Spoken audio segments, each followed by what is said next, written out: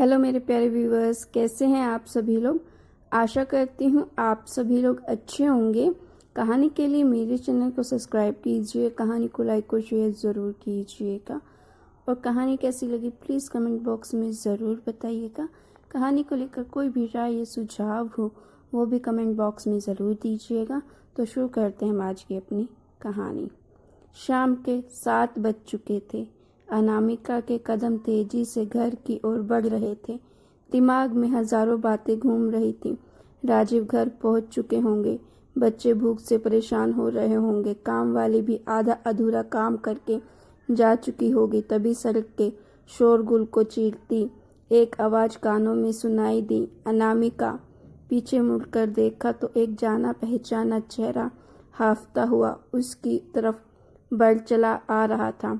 सुधीर। अनामिका को पहचानते देर नहीं लगी। पिछले 8-9 सालों में कितना बदल गया है सुधीर। वजन थोड़ा बढ़ गया है, चेहरा थोड़ा कुंभला गया है, बालों में सफ़ेदी झलक रही है। लगता है तुमने मुझे पहचाना नहीं। सुधीर, कैसे भूल सकती हूँ तुम्हें। कैसे हो। ठीक ही हूँ, सुधीर ने लंबी सांस भर कर कहा। अब दोनों साथ साथ चल रहे थे। अगर थोड़ा समय हो तो हम पार्क में बैठें। अनामिका ने घड़ी की ओर देखा, फिर कुछ सोचकर बोली, चलो। 1 महीना पहले ही मेरा यहाँ तबादला हुआ था। तुम्हारे घर गया तो पता चला कि तुम लोग वहाँ से शिफ्ट हो चुके हो। वैसे तुम बिल्कुल नहीं बदली अनामिका, अभी भी उतनी ही खूबसूरत हो। तुम्हारे मम्मी पापा कैसे हैं। सुधीर ने एक ही सांस में सारे प्रश्न पूछ डाले। दिवंगत माता पिता का स्मरण होते ही अनामिका का गला भर आया। सुधीर, तुम्हारे जाने के 2 वर्ष के भीतर ही माँ और पापा का देहांत हो गया था। भैया भाभी ने वो मकान बेच दिया और मुझे अपने साथ यहाँ दिल्ली ले आए। ईश्वर के आगे किसी की कहाँ चलती है। उम्र तो सभी ऊपर से लिखवा कर ही आते हैं। जैसे कई वाक्य दोहरा कर सुधीर अपनी सांत्वना देता रहा। अनामिका संक्षिप्त उत्तर देती रही। सुधीर के विषय में जानने की इच्छा होते हुए भी वो चुप रही, क्योंकि मन अपराध बोध से ग्रस्त था। बरसों पहले अनामिका ने घर परिवार की मजबूरियों के चलते सुधीर के विवाह का प्रस्ताव को ठुकरा दिया था। कहाँ खो गई अन्नू। प्यार से सुधीर अनामिका को इसी नाम से पुकारा करता था, लेकिन इस समय सुधीर के निकट आने का प्रयास देखकर अनामिका काँप रही थी। समझ नहीं पा रही थी सुधीर को कैसे समझाए। मेरे बारे में कुछ नहीं पूछोगी अन्नू। पिछले 8-9 साल में कहाँ रहा, क्या किया।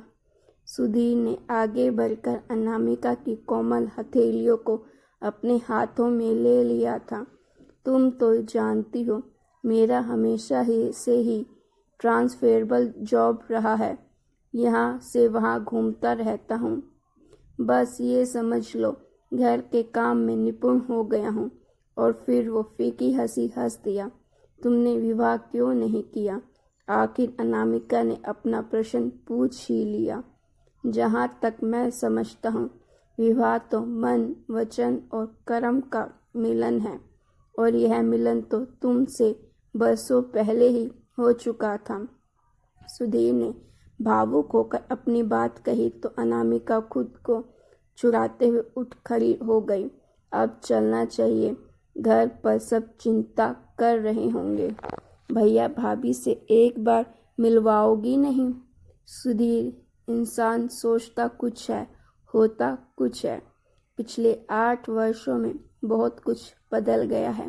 कहते हुए अनामिका नोएडा जाने वाली मेट्रो में चढ़ गई और सुधीर उसके विचित्र व्यवहार से अचंभित वहीं खड़ा तेजी से भागती हुए मेट्रो और उसमें बैठी अनामिका को देखता रह गया, जो बरसों की प्रतीक्षा के बाद उसे मिली थी और एक झलक दिखलाकर ना जाने कहाँ लुप्त हो गई थी। मेट्रो की खिड़की से छोटी होती जा रही सुधीर की आकृति और उसकी अवस्था देखकर अनामिका की आंखों से आंसू की अविरल धारा बहने लगी। वह बहुत बेचैन थी। सड़क के दोनों ओर कतार में सजी सवरी दुकानें उसकी जिंदगी के बीते वर्षों की तरह पीछे छूटती जा रही थी। कितनी बार सुधीर के साथ इन सड़कों पर घूमते हुए ठहाकों में डूबी खुशनुमा शामें बीती थी। ना जाने कितनी रंग बिरंगी कल्पनाओं से सजे सपनों के घरौंदे उन दोनों ने बनाए थे। सजे हुए बाजार, जगमगाती सड़कें उसी तरह न्योता दे रही थी। किंतु जिंदगी बहुत आगे निकल चुकी थी। रात के 8 बज चुके थे। तेज कदमों से वो घर की तरफ बढ़ रही थी, लेकिन दिल और दिमाग पर सुधीर की छवि, उसकी बातों की गूंज, स्पर्श की महक का सुखद एहसास विद्यमान था। घंटी बजाते ही राजीव ने दरवाज़ा खोल दिया। सब कुशल तो है ना अन्नू? तुमने घंटी का बटन इतनी ज़ोर से दबाया कि मैं तो घबरा ही गया। भाई, दरवाज़ा खोलने में थोड़ा समय तो लगता है ना। मेज पर चाय का प्याला देखकर अनामिका समझ गई थी कि अपनी आदत के अनुसार राजीव दफ्तर से लौटकर चाय पी चुका है। उसने झट से गाउन पहना और किचन में प्रवेश करने ही वाली थी कि राजीव ने उसे रोक लिया। पहले तसल्ली से चाय पी लो, फिर खाना बनाना। मेज पर रखी पत्रिका के फड़फड़ाते पन्नों पर पेपर वेट रखते हुए राजीव ने चाय की चुस्की ली। फिर पूछा, आज बहुत देर कर दी, काम ज़्यादा था क्या? हाँ, ऐसा लगा जैसे चाय का घूंट अनामिका के गले में अटक गया हो। बात पलटने के अंदाज में उसने पूछा, बच्चे कहाँ हैं? रितेश सो रहा है और सोनू पड़ोस में मुन्नी के घर कॉपी लेने गई है। चाय का प्याला किचन में रखते हुए राजीव बोला, समाचार का वक्त हो गया है, अब आप अपना फील्ड संभालिए। डिनर तैयार करते वक्त अनामिका सोच रही थी, आज इतने वर्षों बाद सुधीर क्यों मिला। मैंने कितनी मुश्किल से तो उसे भुलाया था। वक्त ने आज उसे किस मोड़ पर लाकर खड़ा कर दिया है। अतीत के गलियारों में घूमते हुए ही उसने भोजन तैयार कर लिया और रोज़ की तरह सभी को मेज पर पहुंचने के लिए पुकार लगा दी। सभी झटपट खाने के लिए पहुंच भी गए। अनामिका की हलक से एक भी निवाला नहीं उतरा। सिर दर्द से फटा जा रहा था। वो चुपचाप आकर बिस्तर पर लेट गई, किंतु आंखों में नींद नहीं थी। अतीत में सुधीर के साथ बिताए प्यार भरे पल सिलसिले से आंखों के सामने आने लगे थे। शहर के शोर शराबे से दूर, पेड़ों के झुरमुट से गिरे एक चिलुनुमा स्थान पर वो दोनों अपनी रंगीन शामें गुजारा करते थे।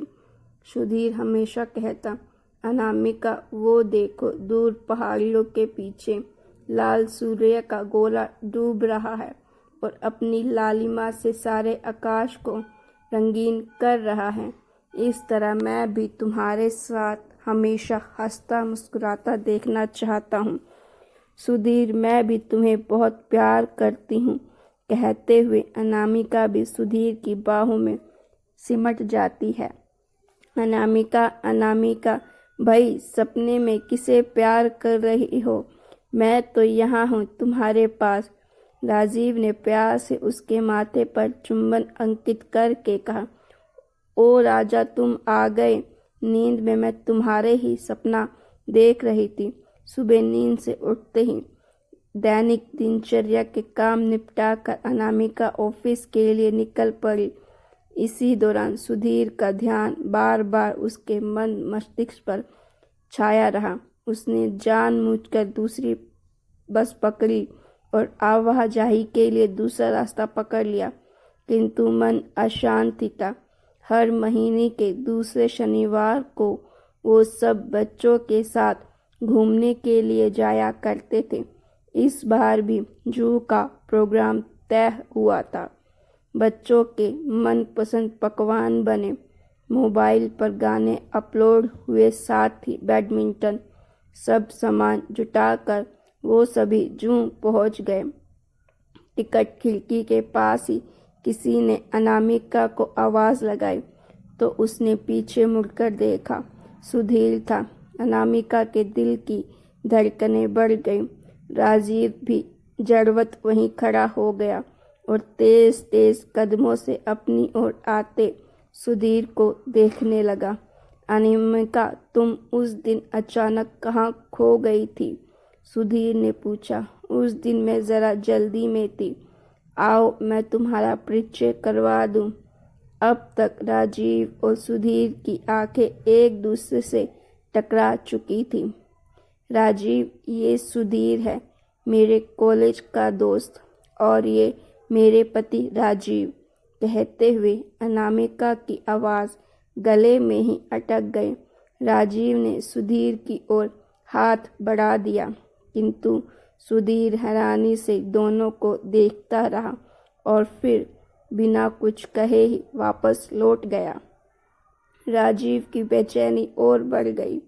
बड़ा अजीब आदमी है, इतना परेशान क्यों हो गया? राजीव ने कहा। पता नहीं। अरे बच्चे कहाँ निकल गए? जाओ उन्हें बुला लाओ।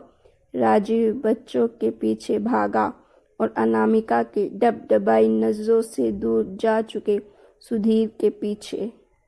दूसरे दिन अनामिका ने ऑफिस जाने के लिए पुराना रास्ता ही पकड़ा, क्योंकि अब कोई डर नहीं था।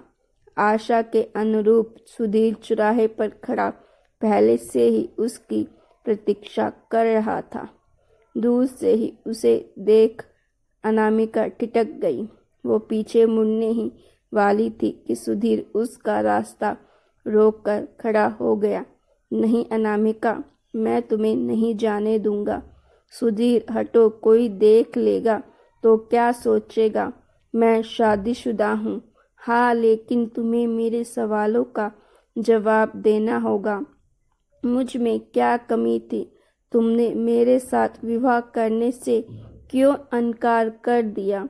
ज़रूर बताऊंगी, अगर थोड़ा सा समय हो तुम्हारे पास तो। कुछ देर सामने कॉफ़ी हाउस में बैठे सुधीर सहर्ष मान गया, जब तक बेरा कॉफ़ी लेकर आता है। अनामिका ने कहना शुरू किया। सुधीर, तुम तो जानते ही हो, मेरे दोनों भाइयों ने मेरे माता पिता को अपने पास रखने से मना कर दिया था। ऐसे में मैं उन्हें अकेला कैसे छोड़ सकती थी? इसीलिए मैंने उस समय शादी के लिए साफ इनकार कर दिया था और ये भी निश्चय किया था कि आजीवन कुंवारी रहूंगी। तुम्हारे जाने के 2 साल बाद ही माँ और बाबूजी दोनों चल बसे। मैं अनु भैया के पास आकर रहने लगी। हालांकि मैं कमाती थी, फिर भी भाभी का व्यवहार मेरे प्रति सही नहीं था। अक्सर भैया से कहती रहती, या तो इसकी शादी कर दो या इसके लिए किसी दूसरे मकान में इसके रहने की व्यवस्था कर दो। आखिर एक दिन भैया भाभी के दबाव में आए गए और मेरा रिश्ता 2 बच्चों के पिता विधुर राजीव के साथ तय कर दिया। अब मेरे सामने 2 विकल्प थे, या तो आजीवन भाभी के ताना सुनती या राजीव का रिश्ता मंजूर करती। मैं बुरी तरह टूट चुकी थी सुधीर। मैंने तुम्हारे ऑफिस में जाकर भी पता लगाना चाहा कि आजकल तुम कहाँ हो, लेकिन वहाँ से भी मुझे कोई संतोषजनक उत्तर नहीं मिला। आखिर काफ़ी सोच विचार के बाद मैंने दूसरा विकल्प ही चुन लिया। राजीव एक अच्छा इंसान है। बीते वर्षों में उसने मुझे भरपूर प्यार और सम्मान दिया है। अब तुम ही बताओ, मैं उसे कैसे धोखा दे सकती हूँ? नहीं अनामिका, नहीं। तुम्हारा कर्तव्य यही है कि तुम अपना घर परिवार संभालो।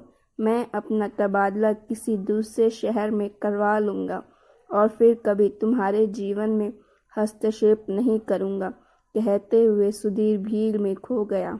आंसू के 2 कतरे ना जाने कब अनामिका की आंखों की कोर भिगो गए थे, जिन्हें उसने पोंछ लिया था यत्नपूर्वक।